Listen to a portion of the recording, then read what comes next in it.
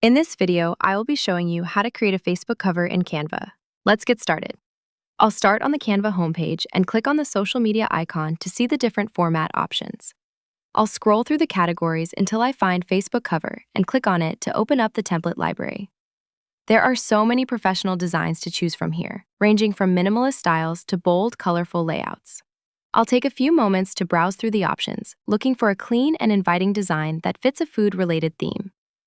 Once I find a layout I like, such as this cooking club template, I'll click on it and select Customize this template to open the editor. Now that the editor is open, I'll click on the main text to highlight it. I'll delete the existing name and type in my own title, Diabetic Meal Club. To make sure it fits perfectly, I'll grab the corner handles to resize the text box and then drag it until the smart guides show me that it is perfectly centered in the frame. Next, I'll go to the Elements tab on the left sidebar and search for healthy food. I'll browse through the photo results until I find a vibrant image that matches my brand.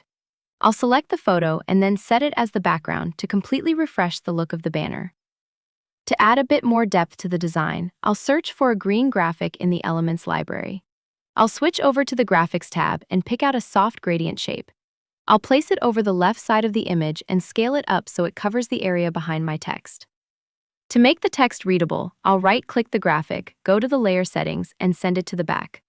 Then, I'll click on the transparency tool and slide it down to about 50% to create a subtle professional overlay. Finally, I'll click the Share button in the top right corner, select Download, and save my new Facebook cover as a high-quality PNG file.